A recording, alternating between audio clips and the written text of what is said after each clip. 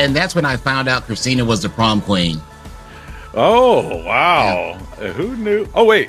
Yeah. Hey, everybody. Started watching The Rock, Yeah. See, it all comes back.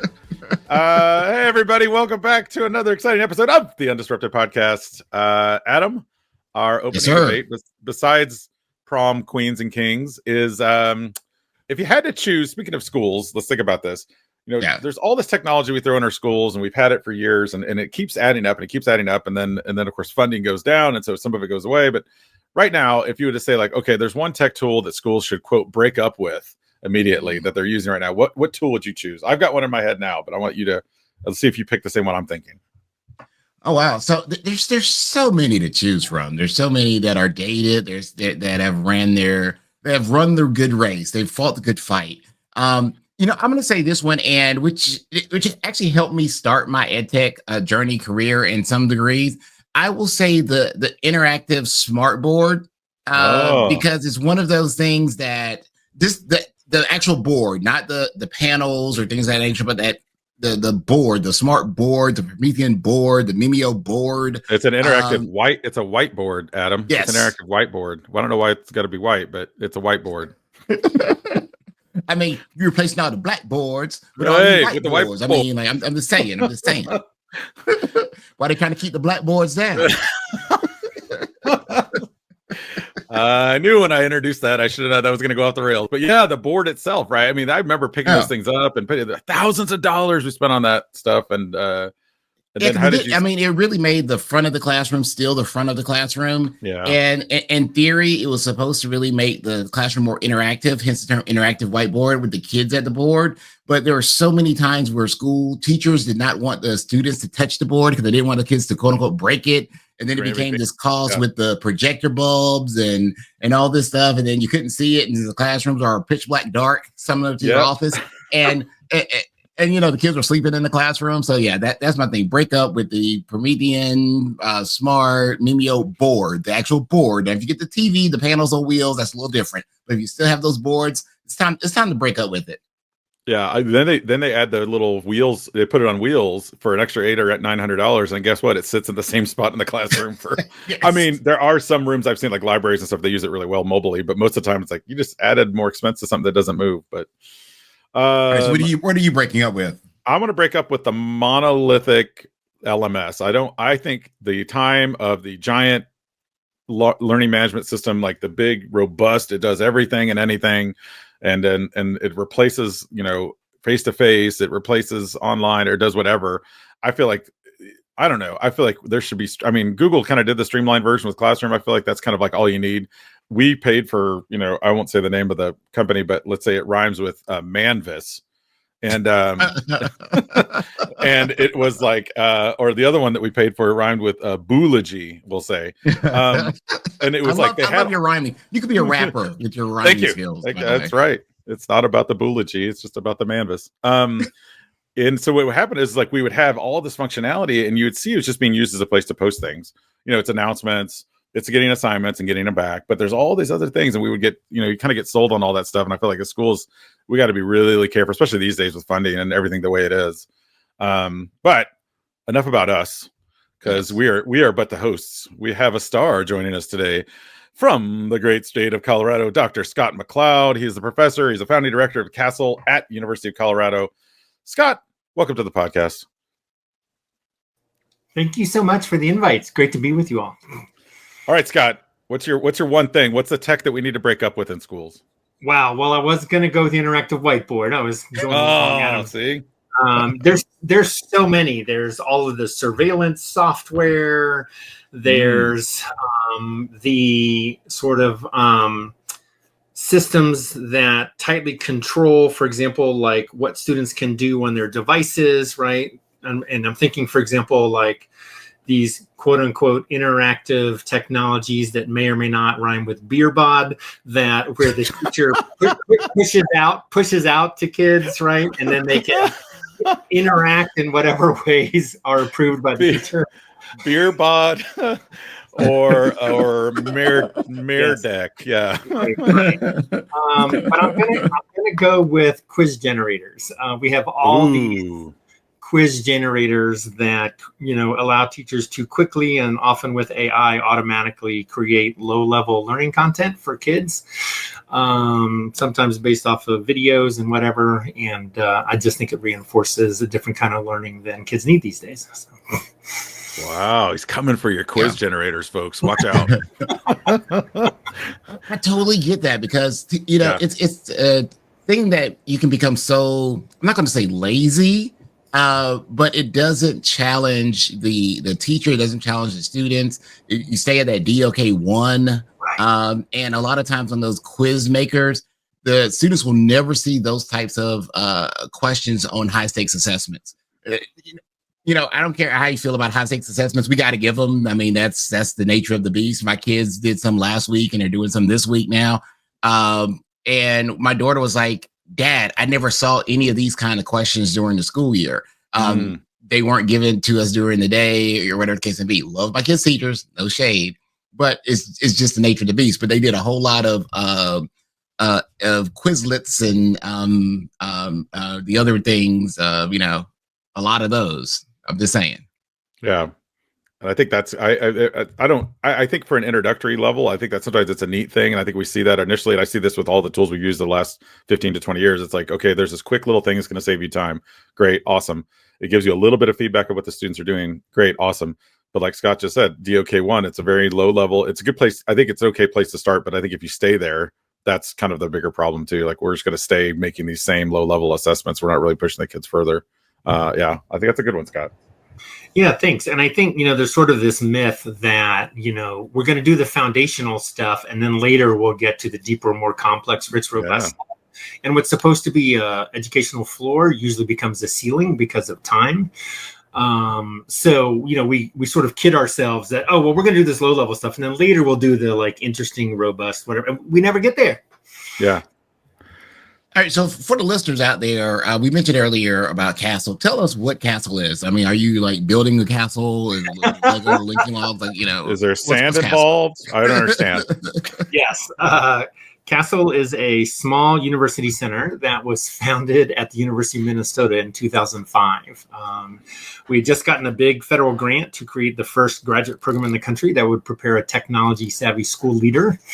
And then out of that, Castle has become the first and maybe only university center focused on the leadership side of technology, including innovation and deeper learning and all the good stuff. So, we have lots of places that are focused on teachers and kids and technology. So sort of the instructional tech side. Castle is really focused on the leadership side of all that. And not just tech directors, but principals, superintendents, curriculum folks.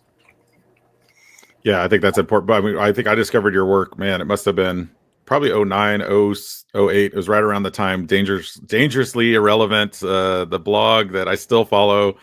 Scott's one of my I don't know what I call blog fathers. Is that a thing? It is now. It is now. The Godfather. He's the blog father. I mean, he was one of the reasons why I got into blogging myself. Just seeing some of the things you posted and just kind of how we could all share and connect through educational lenses. And I think that's awesome. And so, yeah, getting those federal grants. I mean, let's hope we still have access to those, right? I mean, that's where a lot of a lot of the innovation, the stuff, the work you did. I mean, the work that's coming in the future, a lot of it's reliant on that, right, Scott? So how do you see the landscape the way it is now? I mean, you've been pretty outspoken about it, and I admire you for that. And again, this isn't really a political show, but the reality is we're living in it now. So I mean, to ignore it would be also not do it justice. So what are your thoughts on just kind of the landscape in general? Yeah, I think from a funding standpoint, I think we're seeing a lot of financial needs that schools and kids and families have being shifted to states if they're willing to spend it. It's being shifted to foundations, maybe corporate entities that are willing to fund certain initiatives. Yeah. I think we can just count on less federal support. The feds have always only provided somewhere between 10 and 12% of school funding. Yeah. And then they've used that as a lever to make us do things. But that 10 to 12% in a lot of states is pretty important. So, and sometimes it's higher than that, depending on financial needs. So, yeah. Yeah, I just worry with some of the research that is often done in education and support Will those dollars go away? How will those gaps get filled? Like filling in that donut hole. How will the donut get filled to make everybody whole in education right now? Yeah, well, basic research funding is just gutted everywhere right now at the federal level, right? So that's not just education, that's hard sciences, medicine, wherever you want to look. So yes, we're going to have, we're not even reporting statistics anymore. The Institute for Educational Statistics that does things like, the NAEP testing and the condition of education and just nationwide stats on how kids in schools are doing, like all of that has just been gutted. And so with that data and stuff that leaders, they take those data points and they implement strategies to, move the needle forward in schools. So as you are seeing leaders trying to move the needle forward, what's your biggest facepalm moment, that when you see a leadership doing something that they shouldn't be doing still, but, it's like back in my day, this is what I did. What's that facepalm moment where you're like, oh my gosh, guys, that doesn't work. Research has shown us this doesn't work. Why are you still doing that? What a phenomenal question that is, Adam. Schools are products of historical inertia. And, as I tell my principal licensure students, all of the things that are in place in schools now were created at some historical point in time to meet a need that existed then, right? And I think the challenge is that the need may no longer exist. Our student population may be different. Our teaching force may have different needs, but those structures that were created long ago continue to persist. So I think the question is, how do we create opportunities and mindsets and structures where we can start to engage in more cyclical iteration or reiteration, where we're rebuilding and redesigning rather than leaning into structures that may be many decades old and are no longer serving us. And that's hard. And I think part of that is a lack of imagination. Part of that is fear. Part of that is broken theories of action. There's lots of directions we could go with this. Yeah, that kind of gets to my question to you is, taking that historical resistance or whatever it is, the traditionalism, and then kind of trying to figure out a balance of keeping some things that are good in schools, but then also all the disruptive innovation that's out there now. What do you think right now is the most disruptive innovation in school? And it doesn't have to be technology necessarily. It could be, maybe it's funding, maybe it's a strategy or a style. But then the second part of that is why are school leaders sometimes hesitant to try innovative things? And maybe it goes back to what you were just saying, but that fear is a part of it, right? So two-part question. What do you think is the most disruptive innovation at the moment? And then why are leaders hesitant to change? Yeah, I think we're increasingly seeing signs that the current model of schooling isn't working, that it's broken for both kids and educators. And I think we see the evidence of that, particularly post-pandemic, in terms of lack of student engagement, chronic student absenteeism, numerous numbers of teachers who are checking out of either pathways and pipelines, or they're retiring and quitting early, right? We just have lots of evidence here. So, the student engagement data was horrible before the pandemic, and then after the pandemic, it's dropped even further. The number of human beings who want to go into teacher prep programs in America is down a third over just the last decade. So not only do we have existing teachers who are saying, I can't do this anymore, the system is just burning me out and not serving the reasons I went in education, whatever, but there's no future pipeline to come in and save us. So lots of sort of warning signs. So I think that's probably the biggest disruption, that we all sort of have to face, is that the basic model just isn't serving some really basic needs, as evidenced by the people who are in the system. Part two of your question, Carl, I think I'm going to tell you a story, and it relates to the compliance orientation of schools. Oh boy, my favorite. I know, right? So I was at some previous job search iteration, I interviewed at the University of Connecticut, and I was talking, and as one of the things you do you're there for a couple of days on a campus interview, you're meeting different faculty. And because I had technology interests, they introduced me to one of their instructional faculty members, who's like a national, instructional tech guru. And he told me about this study that they were doing with some colleagues in other parts of the university, where they were examining risk-taking. And they had some kind of risk-taking scale, like your propensity to take risks and try new things, right? And they were looking at engineering majors, business majors, and education majors. Now, you want to guess who's lowest on that scale? I mean, business majors. Yeah, I mean, always not taking even, risks. yeah. I mean, not even close, right? And Really? I think one of the things that he and I unpacked together was just this idea that, you know, most of the folks who went into education to become teachers did it because they were successful in the compliance-oriented system, right? They learned how to play the game of school. They jumped through the hoops. They did what the teacher told them. They got psychological and academic benefits from all that, right? And they were like, hey, this is fun. I'm good at this. I'm going to replicate this for future generations, right? And so that compliance orientation not only hammers kids, but it also hammers teachers. So now we have people who are lowest on the risk-taking propensity scale, self-selecting to be educators and coming in and replicate existing systems, right? And so these are not people who in general are trying to blow up things. These are people who, you know, grew up successful in the system, want to replicate the system, and then when the system tells them to do things, they're like, yes, okay, I will do that. And if the system doesn't tell them to do that, then they get anxious, just like kids do, like, can you just tell me what to do? Right? So we have a bunch of compliant rule followers that are teachers who then become administrators, who become in charge of buildings and systems, right? Like the whole cycle perpetuates itself, all because the system continues to reward people who lean into compliance, both on the student side and on the educator side.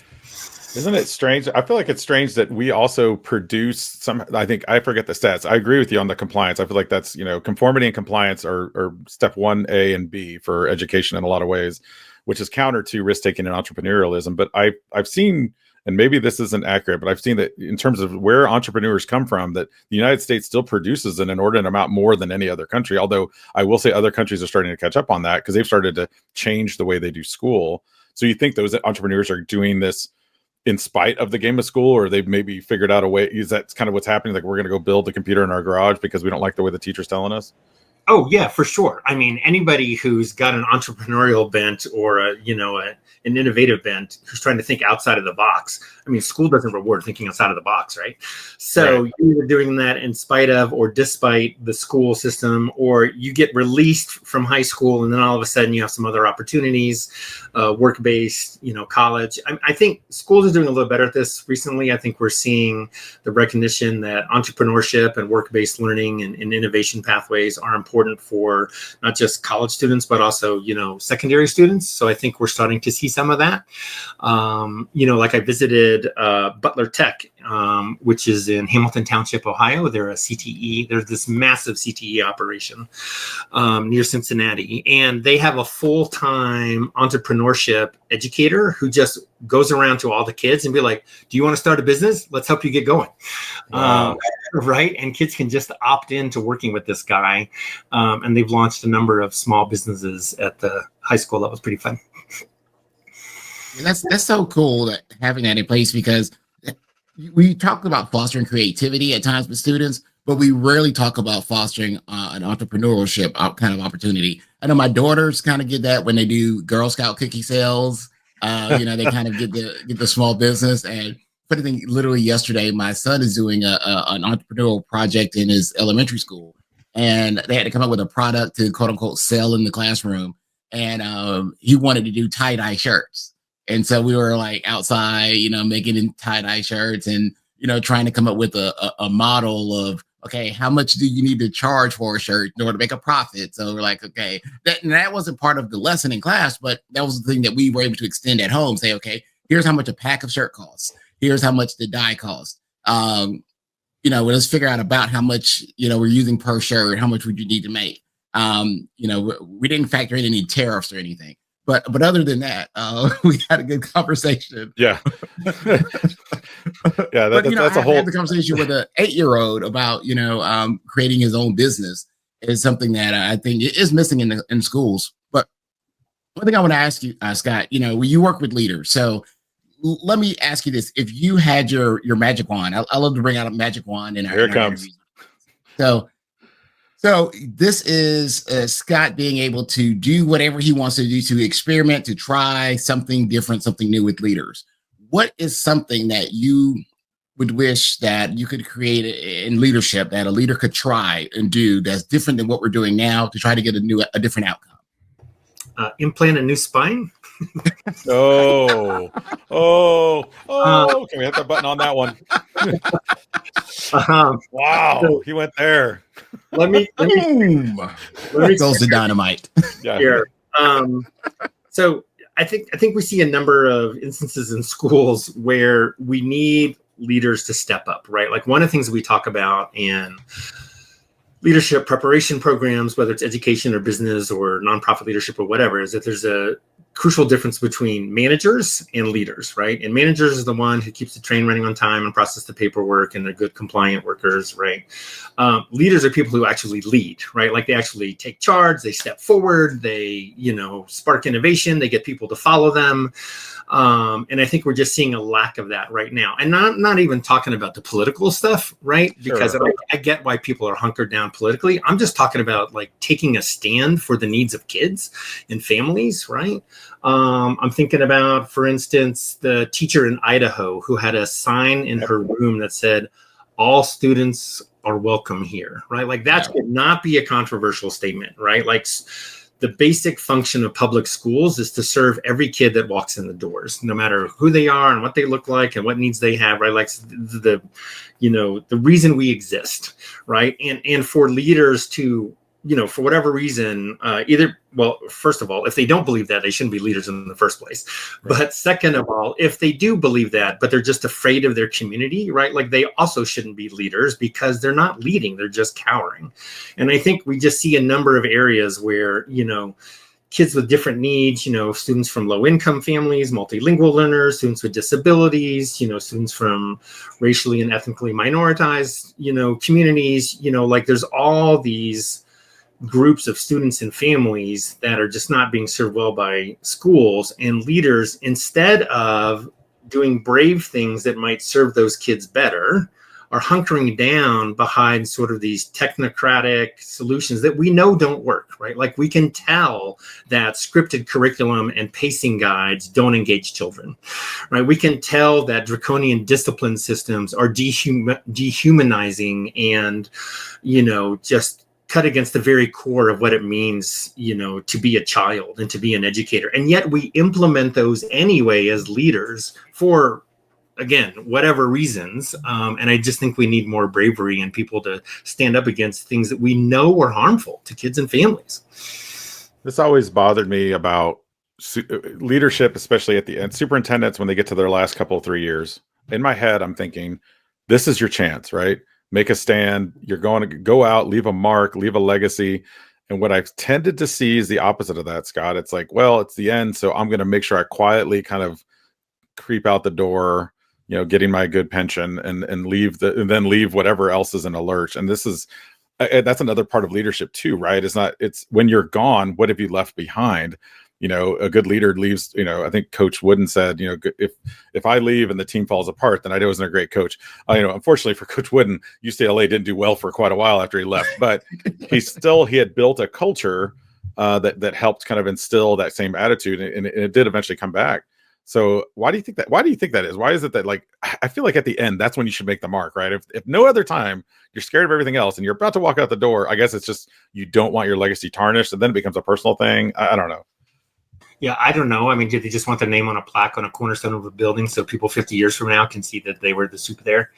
I mean, I'm going to turn the question back around on the two of you. I want you to think about a time when you witnessed some really inspiring leadership by a school administrator and some really cowardly leadership by a school administrator, right? And, without naming names or settings, like what was happening there? It's funny. This is how the human brain works. I immediately go to all the negative situations, and it's like all the times when it's like you could have stood up and stood for the right thing, but decided not to. I had a situation once where there was a teacher in an elementary school that I was working at that was clearly stepping out of line a little bit with students. I'll just say that. And this is in the turn of the century. This is back in the 1900s almost. Sounds so old. And I was a young teacher, and I witnessed some of this and that behavior, and I was like, hey. And I went to the leadership at the time, said, you got to do something about this. And they were like, well, it's really hard to find a good teacher these days. And I'm like, oh my gosh. I mean, this is like, we're here to be like safety nets for kids and everything else. And you're telling me that there's that left a bad taste in my mouth for years. And to this day, I've always been a big advocate. Like if you see something, say something. And just, I guess the problem with that is I said something and it was just shouting into a loud wind. So it was frustrating, but it did leave a mark on me. Probably not the right mark, but from that point forward, I was always keep my eyes open. It's like, let's make sure that we're putting the right people in front of these kids too. I know that teaching is a tough profession and we're short right now on a lot, but we shouldn't be sacrificing the kids' safety for that. Later, to fast forward to the end of the story, like the gentleman, it was a male 4th grade teacher, was eventually discovered and caught doing something he should have been doing and was arrested. But the early signs were there. So that to me, I've never shared that story, but that's, Scott, you get me emotional every time I talk to you, my friend. I don't know why, but I get all fired up again. Well, there you go. Adam, how about you? I know, like with me, when I was in, I spent some time working in Kansas City, Missouri, and this was during the time of the Ferguson situation that happened. And the now we're on the other side of the state from St. Louis, but the superintendent that I was with, Dr. Dennis Carpenter, and I'll name drop him on this one because he definitely took a stand. It was like, okay, we need to talk to our students. It was I think 70 or 80% African American district. South Kansas City was a pretty impoverished area, and it was one of those things where Ferguson could have been Hickman Mills, and the kids realized that could have been me. That could have been one of my friends, and so he kind of got ahead of the conversation and wanted to engage the students to see, okay, as a teenager, how are you feeling about this? Parents, how are you feeling about this situation? Even though it didn't directly impact our day-to-day conversations, our day-to-day instruction, he knew it was something the kids were talking about, the parents were talking about, the country was talking about. So I think it takes a strong leader to confront those issues and really have those conversations versus acting like it's not happening. That's the outside world. We're not going to talk about it here in our school. If the kids are talking about it in their own conversations and they're not focusing on school, then the standards don't matter. So you really have to ensure that you're meeting the students where they are. And it doesn't just mean academically, it means socially, it means emotionally, and having those conversations with the students. So to me, that I look at it as courageous leadership. Yeah, absolutely. And I love that you all had both a sort of like a negative example and a positive example, right? And Carl, you asked me why, like what's going on there, right? And it's hard to unpack people's personal motivations. We could probably come up with a dozen reasons for both of your examples, right? That's a new book right there. Yeah. Well, and I know that Jennifer Klein, I don't know if you know Jennifer, but she is in the midst of finishing up a book about brave leadership. And nice. Interviewing and profiling some school leaders that have been bucking the context in which they're working. So I'm looking forward to that. I'm seeing that. I will say this in all the disruption that's happening around the country and in the state. I am seeing, specifically in here in Texas, lots of amazing leadership stand up. I don't want to end it with that negative story. So in my head, I'm thinking there's been retired superintendents even that have gone and testified recently here at the state level because we're going through a bunch of funding stuff and a lot of other strange laws, I'll just say, that are impacting public schools specifically. Yeah. Stuff with like the litter box, I don't know, all that stuff. I don't know why it's just noise, right? For the listeners out there, just Google Texas education. We ban books, not guns. That just tells you what's going on. But Carl, can I? Yeah, I'm sorry, I didn't interrupt. Go ahead. No, go ahead. I'm going to say, I think that importance of speaking up is so critical, right? And remember the old video of the lone nut dancing and the San Francisco park? Yeah. Right? Yeah, and the first follower, right? And I think if we have a few folks who are willing to speak up, that gives permission for others to be followers, right? And that's how we start to build movements and find allies and, create alliances. But somebody's got to be willing to speak up. So. Yeah, for sure. So Scott, this is something that we ask all of our guests as they're on the show. And so this is your time to tell us, we've run the gambit of topics from the show today. Yeah. But, when you step away from all this stuff, what is something that you do to keep yourself undisrupted? Yeah, a couple things, maybe three. I watch a lot of baseball, which is very calming, right? Because it's slow, and people hate baseball because of that. But that keeps Fellow baseball fan. Yeah, Yes. yeah. Emotionally regulation, things don't move quite as fast. I do a lot of reading, sort of like escapist reading, sci-fi, fantasy. I do enough professional reading. I don't need to, read heavy, deep stuff. So light on that front. And I'm a very amateur photographer. So I'm always playing around with my camera and trying to get a little better at that. And, sort of between that and blogging kind of feeds the creative spark that I have. So those are all things that keep me undisrupted. And I understand photography lost art, because right now with everyone having the smartphone cameras, everyone thinks that they're a photographer, but it's something to actually getting a real camera, real lenses, understanding aperture, understanding, how to frame a photograph, not just a duck lip selfie. There's something to that. Yeah, no, absolutely. And I probably should also mention hanging out with my wife, or otherwise she's going to get mad at me. Yeah, I might want to throw that one in there. Before we let you go, this came across our feed, and Adam shared it with me this morning. We saw that you won an award. Tell our listeners a little bit about this major award you won. Oh, yeah, thank you. And I won the teaching award for the entire university this year. So received that last night. So that was pretty fun. That sort of pales in comparison to some of the big things that are happening in your lives recently, particularly you, Adam. Cancer free is a little bigger than, winning. Yeah. Did they give you a trophy for that, Adam? We need to get a cancer free trophy for Adam. I think Scott just invented it. We're going to get that over to you. Yes. The question would be, what would be on the top? So. I know. I mean, you get to ring a bell, but I mean, is there You know what? It's going to be like the Don Staley statue that they put outside. It'll be a picture of somebody ringing a bell at the very top of the statue. I mean, that's what we need for, that successful completion of chemotherapy and all that stuff. So thanks for bringing that up, because I'm right at a year since my last chemotherapy treatment. So thank you for mentioning that, Scott. And then real quick before we go, again, where can people find out more about you, Scott, and the great work you're doing? Just go to dangerouslyirrelevant.org. You can click on contact. All of my social media platforms are there, and all the other nonsense and shenanigans that I'm up to. So, thanks for visiting. It's great to have you on the show, Scott. It's been too long. I'm glad we got you on the show. One of the best car rides I've ever had in my life was an ISTE Uber share with Scott to that airport in Denver, which takes about 4 hours, folks, just to let you know. But it went by in a snap, because Scott and I were sitting next to each other and we had great conversations. So I look forward to the next time we all get to connect.